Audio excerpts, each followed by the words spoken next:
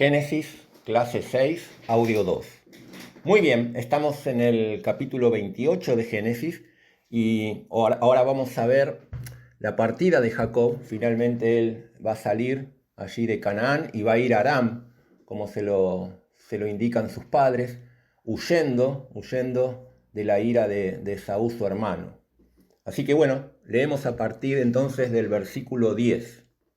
Salió pues Jacob de Beer-sheba y fue a Aram, y llegó a un cierto lugar y durmió allí, porque ya el sol se había puesto, y tomó de las piedras de aquel paraje, y puso a su cabecera, y se acostó en aquel lugar. Y soñó, y he aquí una escalera que estaba apoyada en tierra, y su extremo tocaba el cielo. Y he aquí que ángeles de Dios subían y descendían de ella, y aquí Jehová estaba en lo alto de ella, al cual dijo: Yo soy Jehová, el Dios de Abraham tu padre, y el Dios de Isaac. La tierra en que estás acostado te la daré a ti y a tu descendencia. Será tu descendencia como el polvo de la tierra, y te extenderás al occidente, al oriente, al norte y al sur. Y todas las familias de la tierra serán benditas en ti y en tu simiente. He aquí yo estoy contigo y te guardaré por donde quiera que fueres, y volveré a traerte a esta tierra, porque no te dejaré hasta que haya hecho lo que te he dicho. Y despertó Jacob de su sueño y dijo: Ciertamente Jehová está en este lugar, y yo no lo sabía. Y tuvo miedo y dijo: Cuán terrible es este lugar. No es otra cosa que casa de Dios y puerta del cielo. Y se levantó Jacob de mañana y tomó la piedra en que había puesto de cabecera, y la alzó por señal, y derramó aceite encima de ella, y llamó el nombre de aquel lugar Betel, aunque Luz era el nombre de la ciudad primero. E hizo Jacob voto diciendo: Si fuere Dios conmigo y me guardare en este viaje que voy, y me diere para comer y vestido para vestir, y si volviere en paz a casa de mi padre, Jehová será mi Dios. Y esta piedra que he puesto por señal será casa de Dios, y de todo lo que me dieres, el diezmo apartaré para ti. Muy bien, aquí tenemos a Jacob en viaje, habiendo ya partido para Aram, y pasa la noche en ese lugar que luego vemos que es Betel. Y sin duda que Jacob estaba pasando un momento crítico. ¿Qué sería de su vida? Tenía que huir, su hermano lo quería matar, no sabría cuándo iba a volver. Y bueno, en esa situación él duerme, ahí pone una piedra de cabecera, y entonces tenemos esta visión de Dios. Dios le va a hablar a través de una visión de una escalera que conectaba el cielo y la tierra.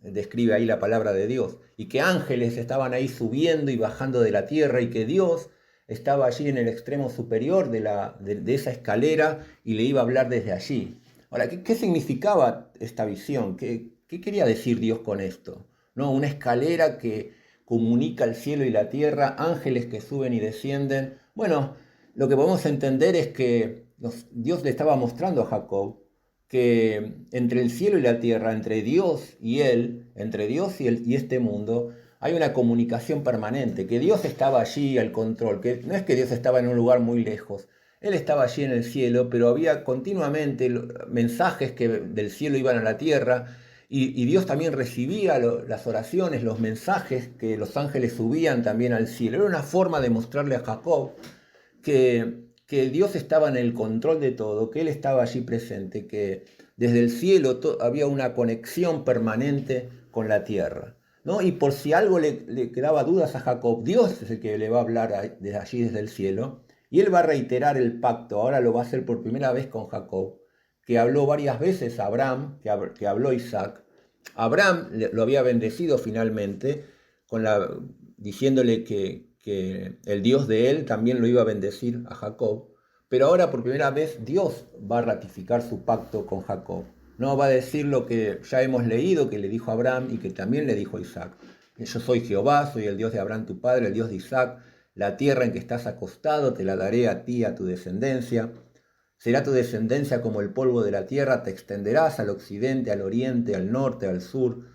Y la más maravillosa de todas las promesas, ¿no? Todas las familias de la tierra serán benditas en ti y en tu simiente. Lo mismo que le había dicho Abraham, lo mismo que le había dicho Isaac.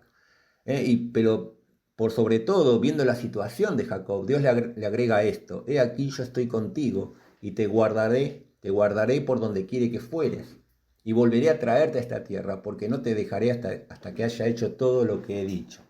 La verdad que era tremendo, ¿no? Ahí estaba Dios dándole protección a Jacob, calmando su corazón, prometiéndole que no lo iba a abandonar, que a pesar de todo Dios iba a estar con él, que Dios tenía un propósito eterno con su vida y que era Dios el garante ahí, ¿eh? Esta promesa hermosa, incondicional: mira, yo te voy a guardar, no te voy a soltar la mano, te voy a traer de vuelta a este lugar y un día vas a heredar todas estas cosas, tu descendencia va a heredar todas estas tierras, ¿no? Y después dice, bueno, Jacob despierta, dice el versículo 16, ¿no? Y él dice: ciertamente Jehová está en este lugar y yo no lo sabía. Y tuvo miedo y dijo: cuán terrible es este lugar. No es otra cosa que casa de Dios y puerta del cielo. Y se levantó Jacob de mañana y tomó la piedra en que había puesto de cabecera y la alzó por señal y derramó aceite en ella y llamó el nombre de aquel lugar Betel, aunque significa casa de Dios, aunque Luz era el nombre de la ciudad primero. Y aquí tenemos a Jacob, ¿no? Y vamos a ver que él queda muy impresionado con la visión. Él se levanta y le da miedo y dice: yo no sabía que Dios estaba en este lugar, ¿no? Y de alguna manera va a erigir un memorial, va a derramar aceite sobre esa misma piedra en la que él se había acostado, diciendo: esto es casa de Dios, ¿no? Y bueno, lo que vemos acá es que Jacob todavía no entendía, ¿no? Que Dios está en todos lugares, que Dios es un Dios omnipresente, ¿no? Que Dios se lo había dicho: yo voy a estar donde vos quieras que fuere, yo te voy a cuidar, te voy a volver a traer. Pero bueno, todavía Jacob pensaba, como pensaban muchos, que los dioses o que Dios estaba en cierto lugar, que como que, bueno, acá vive Dios, ¿no? Entonces iba a decir: bueno, como acá vive Dios, voy a hacer un memorial y lo voy a llamar casa de Dios el lugar. No, bueno, la verdad es que Dios en su gracia, su misericordia, va a tener mucha consideración con Jacob, como la tiene también con todos nosotros, todo el tiempo, ¿verdad? Y bueno, él va a entender que Dios estaba allí, lo cual era cierto, pero todavía no entendía que Dios estaba en todas partes. No era Betel, no era porque era ese lugar en especial. Pero la gente tiende a santificar lugares, ¿no? A veces decimos: bueno, esta es la casa de Dios, este es el lugar donde Dios está, acá Dios obra. La verdad que Dios no tiene problema con los lugares. Él es el dueño de todo el universo. Pero bueno, el hombre es así, y a tal punto que Betel, lamentablemente, en el futuro llegó a ser un lugar de idolatría, ¿no? Por ejemplo, mucho tiempo después, allí en Primera de Reyes 13:32, dice la palabra de Dios, ahí en un juicio, en una profecía: porque sin duda vendrá lo que él dijo a voces por palabra de Jehová contra el altar que está en Betel y contra todas las cosas de los lugares altos que están en las ciudades de Samaria. O sea, Betel, la gente identifica lugares como si tuvieran poderes especiales, como también identifican objetos, como iba a pasar más adelante con la serpiente de bronce. Y eso se convierte, lamentablemente, muchas veces en centros idolátricos. Y eso pasó por mucho tiempo en Betel, ¿no? Como que si fuera la casa de Dios, había que ir a ese lugar.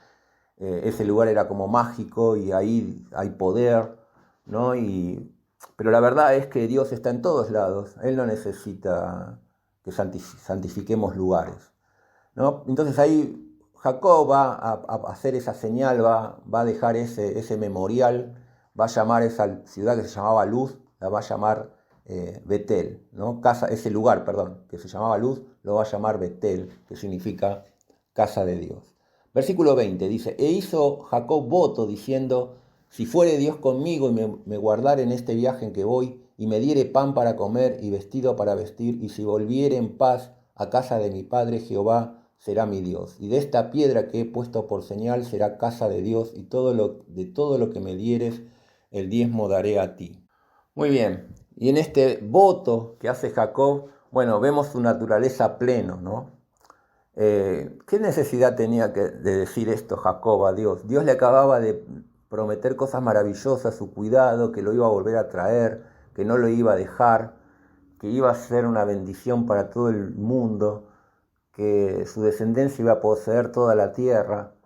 Bueno, pero Jacob no, él quería hacer un trato, él quería negociar con Dios. A Jacob, más que esas promesas eternas, le importaban mucho ciertas cosas y él quería dejarlas en claro con Dios, ¿no?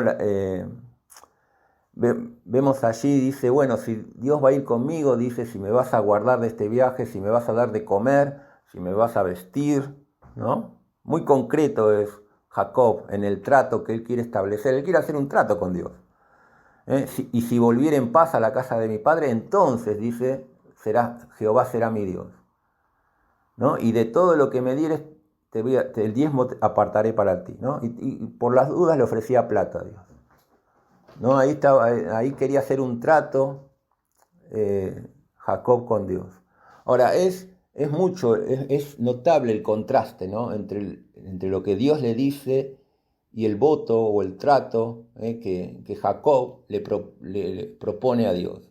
O sea, Dios le había dicho, ¿no? Yo soy Jehová tu Dios, yo te daré a ti todo esto, yo estoy contigo, yo no te dejaré hasta que haya hecho todo lo que he hablado. Ahora, en el voto de Jacob, ¿qué vemos?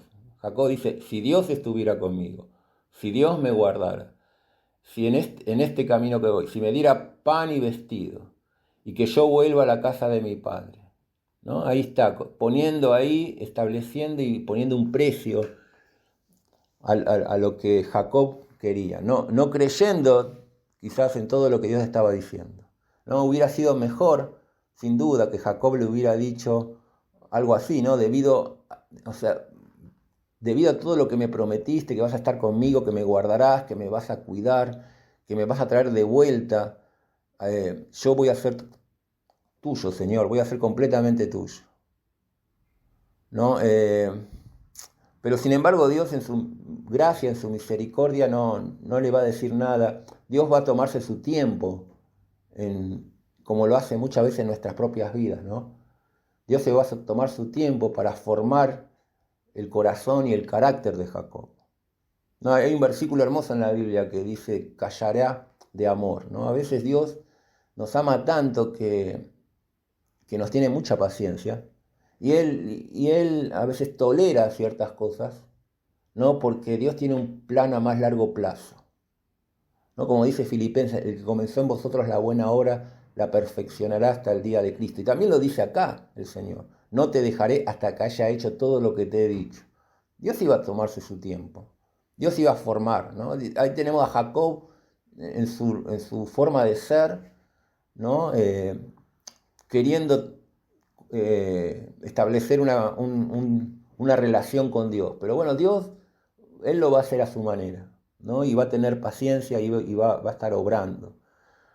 No hagamos tratos con Dios. La verdad que Dios es soberano, Dios es santo. O sea, Dios no negocia con nosotros. Él quiere hacer su voluntad y lo que Él propone es siempre mucho mejor que todo lo que nosotros podamos querer o pretender obtener de Él. Es mucho mejor que Dios haga su voluntad y no la nuestra. Siempre es mejor que sea la voluntad de Dios y siempre debemos creer que la voluntad de Dios es mejor de todo lo que nosotros podemos pensar que necesitamos o desear, ¿no? Y aquí vamos a ver eso en la vida de Jacob. Dios iba a empezar su obra y vamos a ver que va a ser tremendo lo que Dios va a hacer en su vida.